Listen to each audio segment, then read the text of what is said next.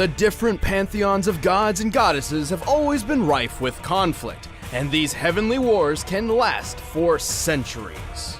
Like with Thor, Norse champion of Asgard and son of Odin. And Wonder Woman, Greek warrior of the Amazons and daughter of Zeus. He's wears an arm boomstick. And it's our job to analyze their weapons, armor, and skills to find out who would win a death battle. This is the Realm Eternal, root of the world tree and noblest of the 9 dimensions, Asgard. Like a protector for your butt? Shush. Asgard. Since ancient times, this colorful realm has been inhabited by warriors so powerful, many believe them to be immortal deities. And they sort of were, but being immortal in Asgard is a funny thing. See, every few thousand years, these fellas go through a little apocalyptic event where everybody dies.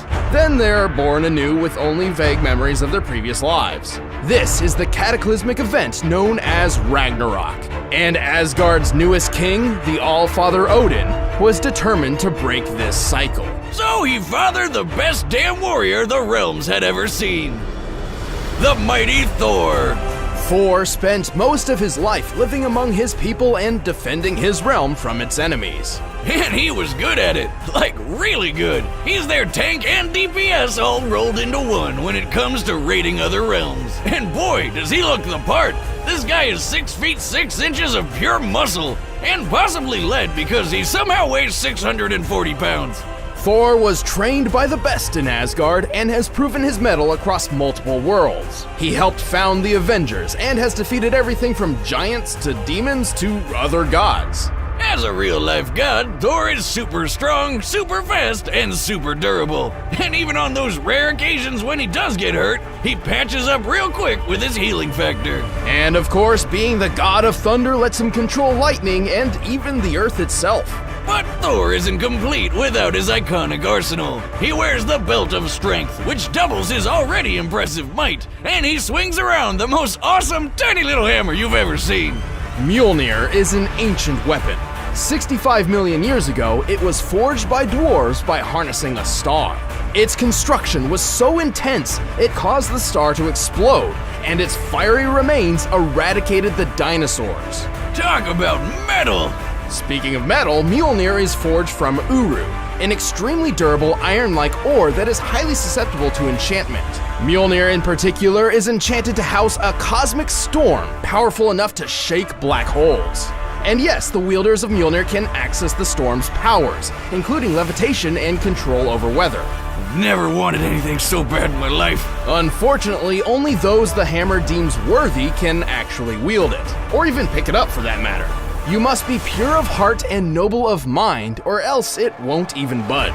Well, lucky for Thor, he's worthy of adding Mjolnir's awesome power to his own. And with their powers combined, nothing can stop him. Thor has easily tagged Quicksilver, who at his best can run around 670 million miles per hour.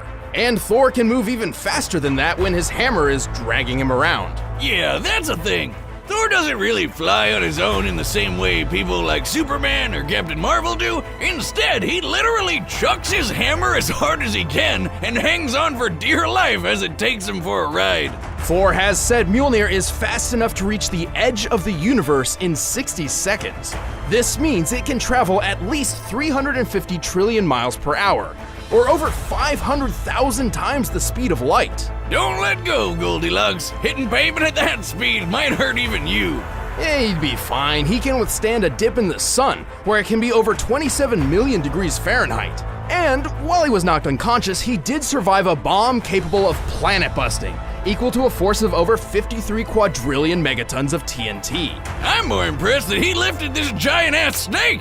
Look at that thing! The Midgard serpent is massive, capable of wrapping around the entire Earth twice. It stretches nearly 900 miles wide and 50,000 miles long. By comparing it to the largest living snakes, the 550-pound green anaconda, we can estimate the Midgard serpent weighs about 17 trillion tons. Hold on, Wiz. I know my snakes, and it looks like that Midgard serpent is actually constricting the Earth.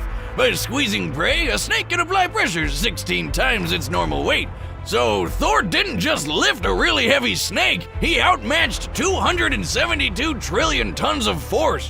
That is correct, Boomstick. Goddamn right it is. It is important to stress the unbelievable power Thor possesses. So much so that in fights with other godly beings, whole worlds can shatter. If it ever comes to it, he can even enter a state of warrior's madness. While he loses some control doing this, his power increases tenfold. Why did we put this guy up against Raiden again? Well, Thor's cocky attitude has put him in all kinds of trouble. He's even lost Mjolnir's power more than once as a result. Yeah, the hammer isn't invulnerable, and if Thor's holding on to it, its enchantment can even be tricked. Like that one time the Hulk used his own hammer against him by moving his arm. Why, you hit yourself! So to teach Thor a lesson in humility, Odin banished him to Earth, transforming him into a handicapped human. You call that a handicap? That's a limp. I'm over here with a friggin' shotgun for a leg, and I'm not even allowed to park in those special parking spaces. Still, it turns out sending Thor to Earth was all part of Odin's plan to alter the cycle of Ragnarok, as such a thing had never been done before.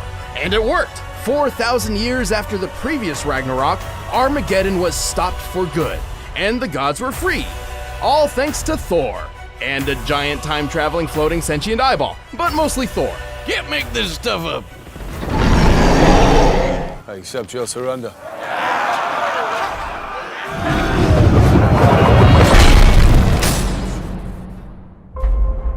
Legend has it that lost among the waves sits a solitary island called Themyscira, shrouded in secrecy and inhabited solely by women. Hey Wiz, guess what's my new #1 vacation spot? Hello, nurse. Despite their paradise isle far from civilization, the women of Themyscira are more dangerous than you'd think. They are Amazons, immortal warriors created by the Olympian gods. Their mission? To spread the peace and justice of the gods to a barbarian world. And ship anything to you for free within 2 days. If you pay an annual fee. But a bunch of centuries later, they were kinda out of the loop. These chicks had never even heard of shotguns before. Until the day a military plane crashed near the island. Determined to reconnect with the world and establish peace once again, the Amazons held a tournament to select a representative. The final test requiring each lady to block a bullet from just a couple yards away. Damn, they don't mess around. The winner was one of their youngest, a brave woman known simply as Diana. And that's how she became the Wonder Woman.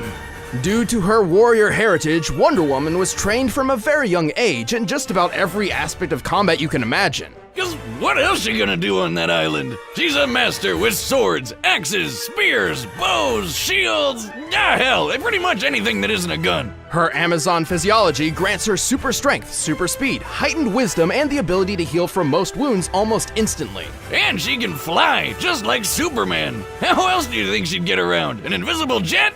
That's stupid. How'd you even remember where you parked it? To further improve her deadliness, she carries a rather unique arsenal, among which are her iconic bracelets of submission. Ah, that sounds like some weird BDSM shit. Well, they kind of were, but the universe has been reset more than enough times to change all that, thank God. Right.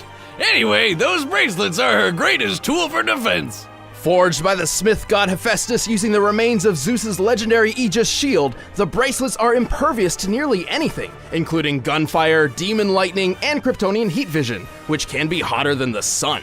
They can summon Zeus's lightning, or even the indestructible Aegis they were made from. To avoid collateral damage, the bracelets also suppress some of Diana's strength. Taking them off vastly increases her godly power. Oh, and she can use them to summon weapons like her magic sword. Also forged by Hephaestus, this sword's edge is so sharp that it can slice through microscopic atoms. This means a precision strike from Wonder Woman can cut through nearly any material. Man, this asbestos god makes some top-notch stuff. Wonder if he does commissions. Well, he's not responsible for Diana's final weapon, the lasso of truth. This unbreakable whip has the power to make anybody it touches tell the truth. Bad news for any cheating boyfriends she might have. What other depraved thoughts must you be thinking? God, your daughter's got a nice rack. Shall I kill him now, my queen? Of course, she doesn't need weapons to prove her awesome combat skills. According to Batman, Diana is the greatest melee fighter in the world, which is no small feat in a universe with people like Karate Kid, Deathstroke, and Batman himself. Did you say the Karate Kid? Man, Daniel-san's really moved up in the world. The point is, Wonder Woman is a master martial artist who's trained all her life. And while she has no official birth date, we do know she was born during the age of the Roman Empire, specifically when they employed centurions. Including the additional time she spent fighting in Valhalla before going back in time, this means Wonder Woman must be about 3,000 years old.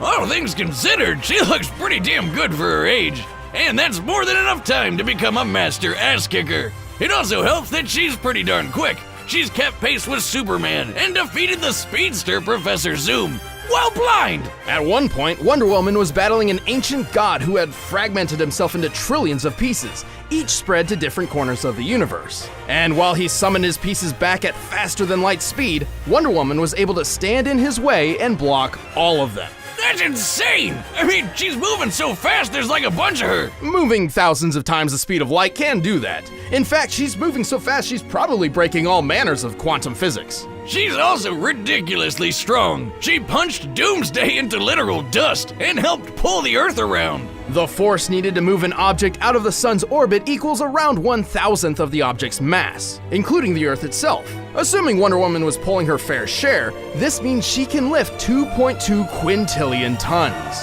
And Grandpappy Boomstick always told me women were the weaker sex. I don't see him lifting a third of the Earth. She's also incredibly tough. Nuclear explosions hardly even faze her. Oh yeah, she punched a warhead and tanked it point blank. And then one day, Superman, who can see atoms, decided to split one to test her magic sword. Surprise, surprise, it literally blew up in their faces. Wacky antics. Even more impressive was her fight with Zoom, in which she took several light speed punches which, according to her fellow Justice League member The Flash, hit like a white dwarf star.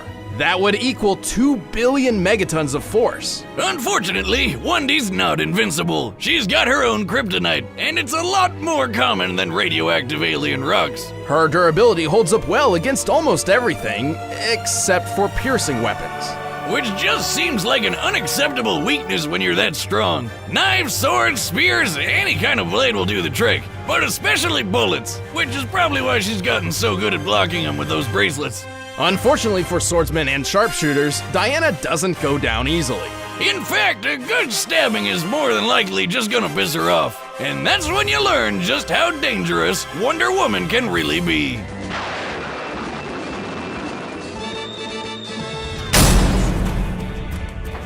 All right, the combatants are set. Let's end this debate once and for all. But first, all this talk of godly people makes me want some godly food. Over the past 5 years, Blue Apron has created over 1,000 recipes. This October, Blue Apron is celebrating its 5th anniversary by bringing back its top 20 recipes from the past 5 years, all chosen by you, the Blue Apron community. Keeping things fresh, Blue Apron normally doesn't repeat recipes within 1 calendar year, which makes this limited time offer something special. Blue Apron costs less than $10 a meal per person, which is a good deal. You can even customize your recipes for each weekly delivery. It's all about giving you fresh recipes to explore as you learn how to cook each new dish. Every meal comes with an easy-to-follow recipe anybody can follow to whip up your new favorite meal. They've even got Boomstick hooked. He's off cooking his meal to eat during the fight right now. Check out this week's menu and get $30 off your first meal with free shipping by going to blueapron.com/battle. You'll love how good it feels and tastes to create incredible home-cooked meals with Blue Apron, so don't wait. Your favorite Blue Apron recipes are back on the menu. That's blueapron.com/battle. Blue Apron, a better way to cook. But right now, it's time for a death battle!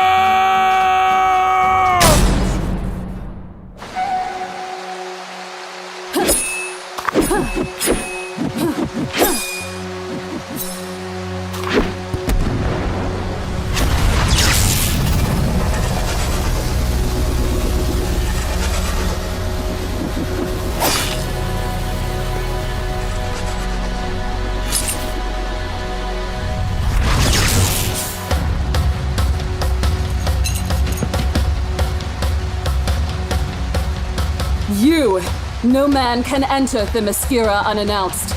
Stand down, wayward maiden. This sort of thing never turns out well for women like yourself. Oh. I don't think you've ever known a woman like me.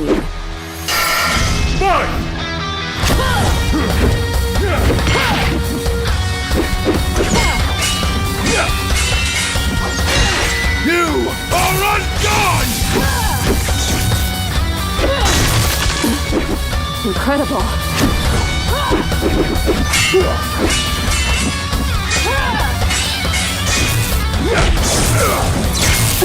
Time to stop holding back, Diana.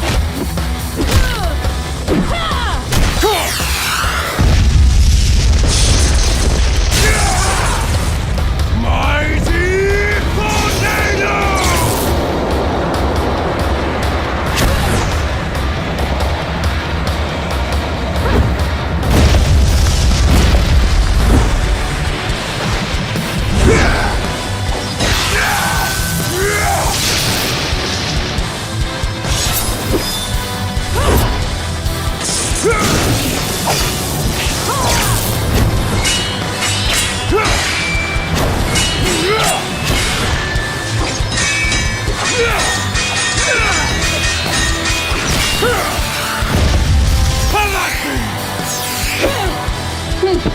Such reckless abandon. Poor misguided fool. Feel heaven's wrath!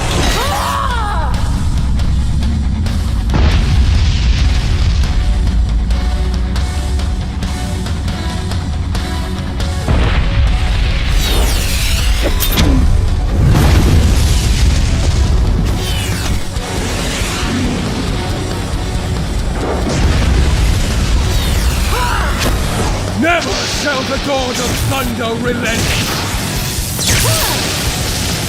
You will to me!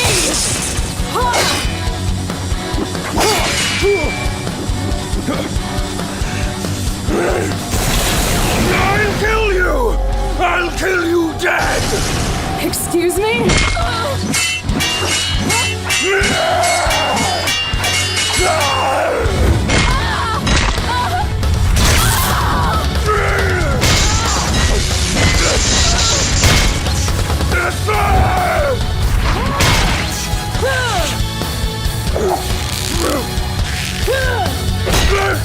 Why?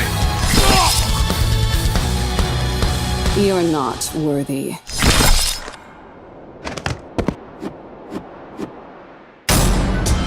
KO! Whoa, go Wundy! Looks like somebody's been watching too much Game of Thrones. Thor and Wonder Woman matched each other in some surprising ways. Their weapons were enchanted, their years of experience were similar, and even their super modes did almost the same sort of thing. But Lady Wonder had a couple big things going for her, like her speed. Sure, Thor's fast enough to tag Quicksilver, and his travel speed with Mjolnir is just stupid fast. But Wonder Woman's shown that she's even more stupid fast in combat over and over again. Such as when she blocked trillions of God shards flying at her from the edges of the universe, most likely faster than any speed Mjolnir was capable of. She was even able to catch Zoom in her lasso, despite how he wasn't just running ahead of her in physical space, but he was also ahead of her in time. Wrap your noggin around that one. Thor's durability was greater than Wonder Woman's, but the difference in strength was a different story. In fact, when comparing their Earth and Snake feats, she was 8,000 times stronger than him. But the final nail in Thor's coffin was their choice of weaponry. Mjolnir may have been tough for Diana to defend against, but it couldn't exploit her weakness to piercing weapons. Meanwhile, Diana's magic sword could slice at a microscopic level, something Thor couldn't possibly be prepared to defend against. You could have skin so tough that you can take a bath in the sun no problem, but it won't do a damn thing to a blade that can literally sever your atoms. Ultimately, while many of their talents were evenly matched, Diana's speed, strength, and weaponry proved too much for Thor Odinson. Yep, he was done, Thor. The winner is Wonder Woman. Stick around, we're about to announce the combatants for the next death battle. And if you want to watch exclusive commentary on this episode, click that little box over there and start a first membership trial. Should try to grab one of these shirts too. Ketsuga Tetsuya!